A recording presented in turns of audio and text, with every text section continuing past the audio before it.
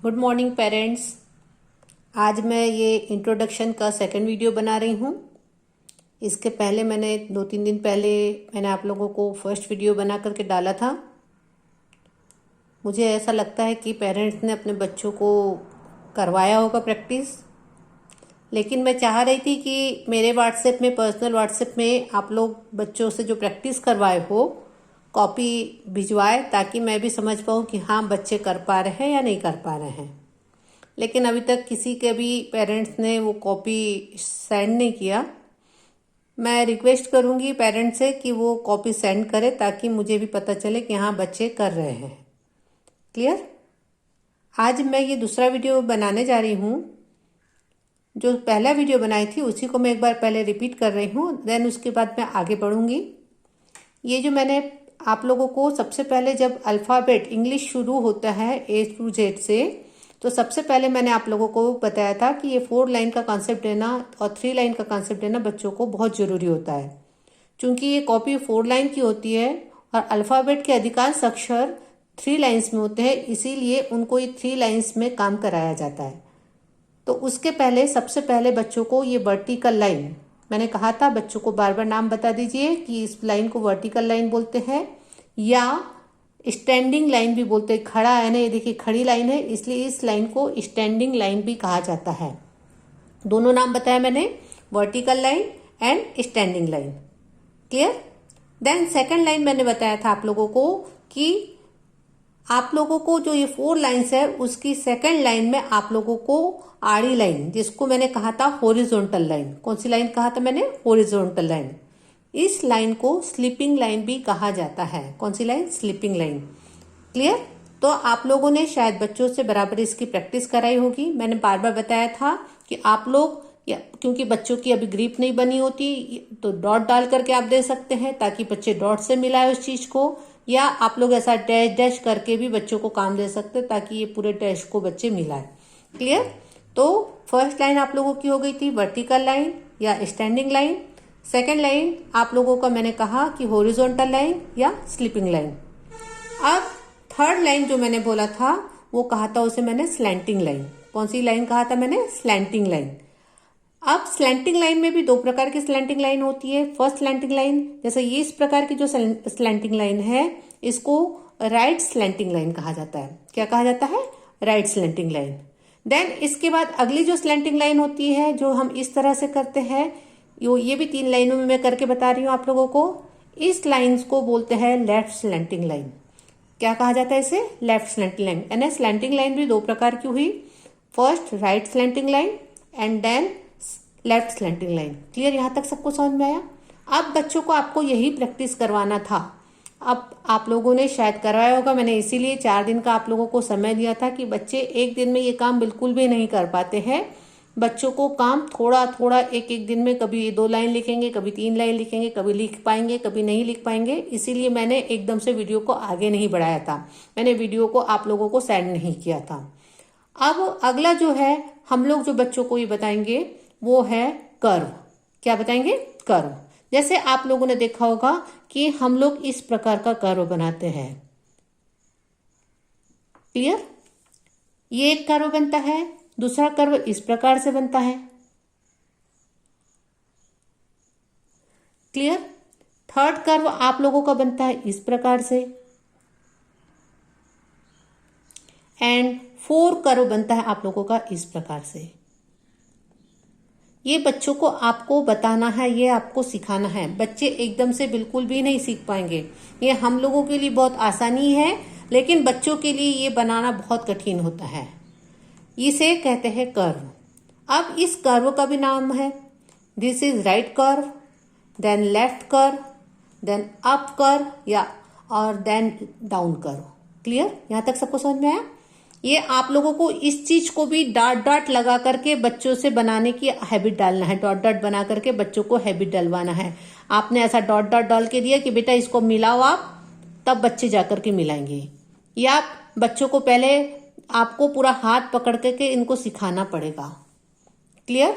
मैं फिर से इसको बोल रही हूँ कि ये आप लोगों का अभी तक ये तीनों चीज आप लोगों ने लाइंस पढ़ा था। देन अब हम लोग इसके बाद पढ़ रहे हैं कर्व। क्या पढ़ रहे हैं हम लोग? इसको कर्व। अब कर्व में भी 4 प्रकार के कर्व मैंने बताई आप लोगों को। फर्स्ट आपको मैंने बताई right curve, then left curve, then up curve and down curve. Clear? यहां तक सबको समझ में आ गया? आपको बच्चों को एक दिन में बिल्कुल भी ये काम नहीं होगा। आपको एक एक पेज, 2-2 पेज, 3-3 पेज, जब तक बच्चा पूरा कंप्लीट नहीं कर लेता आगे बढ़ने की बिल्कुल भी हड़बड़ी मत कीजिएगा। मैं बार बार पेरेंट्स से ये रिक्वेस्ट कर रही हूँ, क्योंकि ये मैं जो समझा रही हूँ वो एक दिन का काम नहीं है। बच्चों के लिए ये 8-8 दिन, 10-10 दिन एक एक चीज को करने में लग जाता है समय, चाहे वो एलकेजी का बच्चा हो या यूकेजी का बच्चा हो, क्योंकि यूकेजी के भी बच्चों के लिए अभी 2 साल से पढ़ाई छूट गई है। कई चीज बच्चे भूल गए हैं, कई चीज बच्चे लाइन पर लिखना नहीं सीखे हैं। तो बच्चों को ये काम आपको आराम से ही करवाना होगा। क्लियर? देन अब इस कर्व के बाद, ये मैंने आपको बताया चारों कर्व, इस कर्व के बाद अगला जो बच्चों के लिए आता है वो होती है जिगजैग लाइन। ये जिगजैग लाइन, इस प्रकार की लाइन, इसको बोलते हैं zigzag line. Zigzag line, zigzag line. बच्चों को नाम जरूर बताइएगा ताकि बच्चों को पता रहे कि ये क्या बना रहे बेटा। आपको पूछना है कि बेटा ये क्या बना रहे हैं, तो ये बच्चों को, इसके लिए भी आपको डॉट डॉट दे करके, बच्चों को डॉट डॉट दे करके आपको बच्चों से काम लेना पड़ेगा। क्लियर? बच्चा एक बार में बिल्कुल भी नहीं कर पाएगा, क्योंकि बच्चों को अभी उतनी समझ, लाइन की समझ ही नहीं होती है। इसीलिए मैंने पहले बताया कि अगर बच्चों के अक्षर लाइन पर लाना है, बच्चों के अक्षर पहले से ही आपको लाइन से लाना है। बच्चे ABCD लिखना सीख जाते हैं, लेकिन उनको लाइन का मीनिंग ही नहीं समझ में आता कि कहाँ पर क्या चीज लिखना होता है। इसीलिए ये बेसिक नॉलेज, या बोलेंगे इसको इंट्रोडक्शन इंग्लिश का, तो ये इन्हीं चीजों पर आधारित होता है। मैं फिर से आपको रिपीट कर रही हूँ। दिस इज वर्टिकल लाइन, जिसको स्टैंडिंग लाइन भी कहते हैं। दिस इज हॉरिजॉन्टल लाइन, इसको स्लीपिंग लाइन भी कहते हैं। This is right slanting line and this is left slanting line. Clear? Then right curve, left curve, up curve, down curve. Clear? And last में जो मैं आप लोगों को बता रही हूँ zigzag लाइन। कौन सी लाइन? zigzag line. एंड इसके बाद आप लोगों का एक अलग सी चीज आती है जो, जिसको सभी लोग जानते हैं, this is circle. This is circle. ये अगर बच्चे आपके एक बार सीख गए तो बच्चों को अल्फाबेट बनाना बहुत आसान हो जाएगा, बच्चों को अल्फाबेट लिखना बहुत आसान हो जाएगा। क्लियर? This is circle.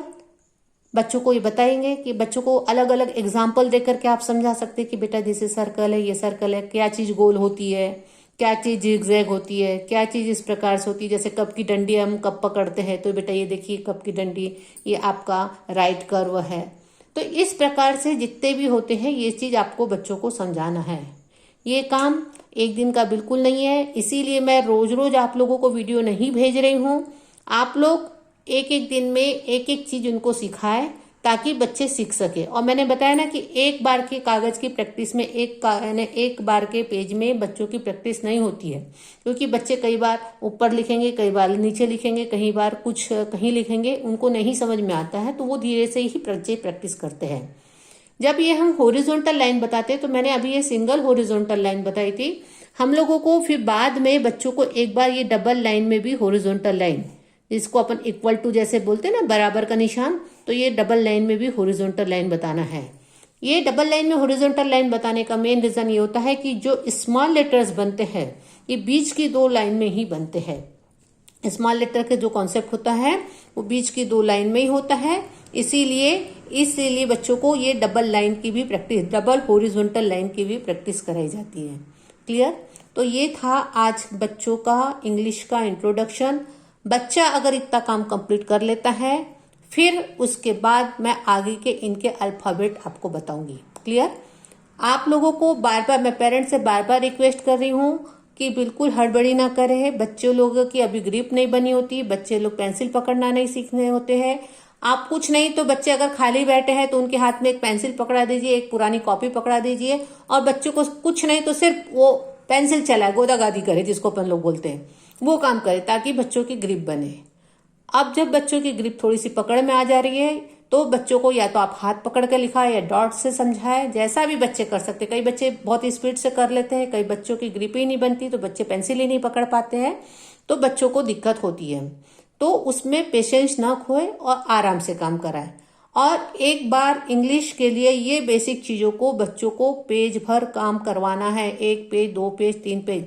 मैं इसीलिए बार बार पेरेंट्स से रिक्वेस्ट कर रही हूँ कि मेरे पर्सनल व्हाट्सएप में जो भी पेरेंट्स अपने बच्चे को प्रैक्टिस करवा रहा है, चाहे वो गलत कर रहा है, बच्चे गलत कर रहे हो, सही कर रहे हो, लेकिन मुझे भी ऐसा लगेगा कि हाँ पेरेंट्स भी उस पर मेहनत कर रहे हैं। बिना पेरेंट्स के बच्चा कर ही नहीं सकता। इतना जो छोटा बच्चा होता है, एक तो उनके हाथ में हम लोग वीडियो अपने मोबाइल्स नहीं देंगे, बच्चे से मोबाइल्स में सिर्फ गेम्स ही अपने कार्टून शो ही देते हैं, ये सब चीजें नहीं देख पाएंगे, ना समझ पाएंगे। तो पेरेंट्स इसको देखें और उसके बाद इसको काम कराएं। जब ये चीज बच्चे लोग कर लेते हैं तब बच्चे लोगों को आप फिर उसके बाद अल्फाबेट शुरू की जाएंगी। क्लियर? यहाँ तक सबको समझ में आया? तो आज इंग्लिश का मैं यही कंप्लीट करती हूँ।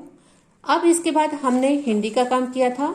हिंदी में मैंने आप लोगों को बच्चों को इस प्रकार का कर्व, सेम चीज वही हो रही है कि अभी हमने इनको कर्व सिखा रहे हैं। तो ये आपका लेफ्ट कर्व है, फिर उसके बाद आप लोगों को इसको राइट कर्व सिखाना है, इनको ये दोनों लाइन के कॉन्सेप्ट में।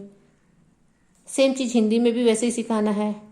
उसके बाद बच्चों को वर्टिकल लाइन, खड़ी लाइन जिसको बोलेंगे हम लोग, बच्चों को लाइन बिल्कुल सीधी सिखाना है। बच्चे क्योंकि अभी तो सीधी एकदम से नहीं बनेगी, लेकिन बच्चों को फिर ये सीधी लाइन सिखाना है ताकि बच्चों के हिंदी के अक्षर सुंदर बने।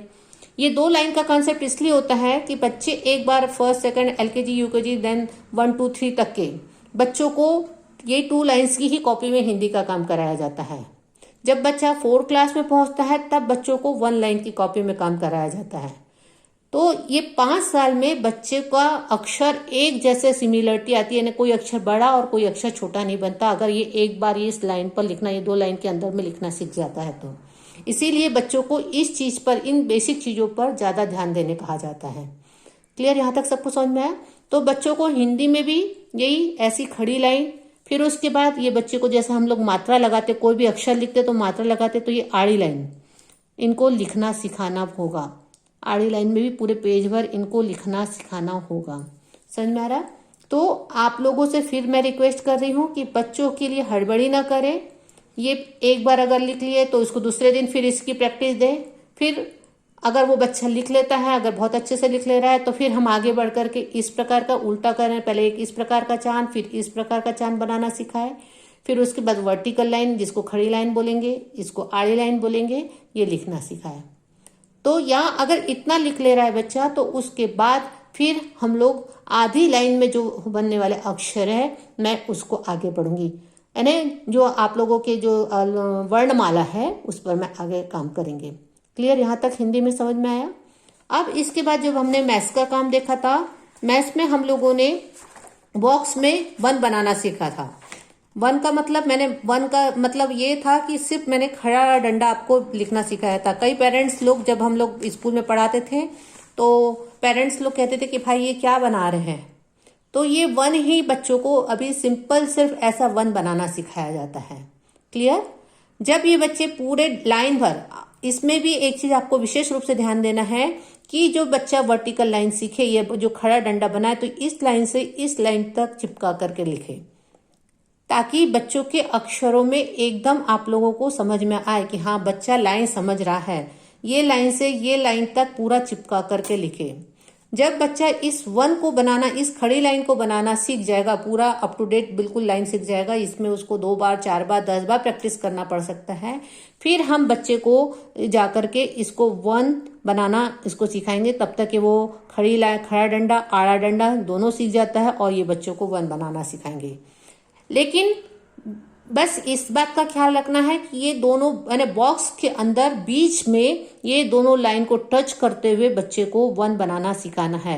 अगर बच्चा बीच में ऐसा बना रहा है तो उसको हम रॉन्ग कहेंगे, उसको हम अभी राइट नहीं बोलेंगे। क्लियर? अभी बच्चे का कॉन्सेप्ट ये रहता है ना, अभी बच्चों को सिखाने का मतलब ये रहता है कि बच्चे इस बॉक्स के अंदर बीच में दोनों लाइन के बीच में बनाए। यहाँ तक सबको समझ में आया? तो ये वर्टिकल लाइन था। देन उसके बाद हमने बच्चों को सिखाया 1। अगर बच्चा ये वर्टिकल लाइन पूरी कंप्लीट कर लेता है, बिल्कुल ऐसा बना लेता है, देन उसके बाद उसको 1 सिखाए। 1 सीखा अगर जाता है तो फिर उसको 2 बनाना सिखाएंगे। तो ये 2 का आपको ये पूरा दोनों लाइन से जाकर के ये पूरा 2 आप बीच में बिल्कुल भी ना सिखाए, नहीं तो कई बार बच्चे बीच में बनाते हैं। बीच वाला काम अभी बिल्कुल ना सिखाए। सबसे पहले अभी बच्चों को जो मेन उनका कॉन्सेप्ट देना है ये 2 लाइन यानी दोनों लाइन के बीच में बनाने देना है उनको 2। क्लियर? तो बार बार मैं ये कह रही हूँ क्योंकि बच्चे एक दिन में ना हिंदी का ही काम कर ले या इंग्लिश का ही काम कर ले या मैथ्स का ही काम कर ले, पूरा काम एक साथ बिल्कुल भी नहीं कर सकते हैं। अगर एक बार बच्चा ये लाइन अप कर लिया, ये बच्चा इतना सीख लेता है, तब फिर बच्चों की स्पीड अपने आप बढ़ जाती है, फिर उसमें परेशानी नहीं होती। लेकिन सबसे पहले ये जो बेसिक इंट्रोडक्शन होता है, बेसिक चीजें जो सीखने की होती है, चाहे वो LKG का बच्चा हो या UKG का, इसीलिए मैं ये वीडियोज मैं दोनों क्लास के लिए डाल रही हूँ, LKG क्लास के लिए भी और UKG भी क्लास के लिए, क्योंकि बच्चों ने 2 साल से कुछ काम नहीं किया है। बच्चे सीखे होंगे लेकिन वो भूल गए हैं या उनको फिर से रिपीट हो जाएगा UKG क्लास के बच्चों के लिए, इसीलिए दोनों क्लास में ये बेसिक इंट्रोडक्शन आप लोगों के लिए डाल रही हूँ। जब ये एक बार कंप्लीट हो जाता है तो हम इंग्लिश अल्फाबेट से शुरू करेंगे। अल्फाबेट में भी हम लोग कैसे शुरू करेंगे उसको मैं नेक्स्ट वीडियो में बताऊंगी। आज के लिए बस इतना ही। इतना बच्चों को आप प्रैक्टिस कराइए। और मैं बार बार पेरेंट्स से रिक्वेस्ट कर रही हूँ कि जो पेरेंट्स इस वीडियोस को देख रहे हैं वो बच्चों की 3-in-1 की कॉपी ले और बच्चों को प्रैक्टिस करवाए। अपने सामने 1 घंटा उनको समय दे करके प्रैक्टिस करवाइए। और मुझे सेटिस्फेक्शन दिलाने के लिए अगर मेरे व्हाट्सएप नंबर पर आप लोग डालते हैं बच्चे का, तो मुझे बहुत खुशी होगी। Thank you.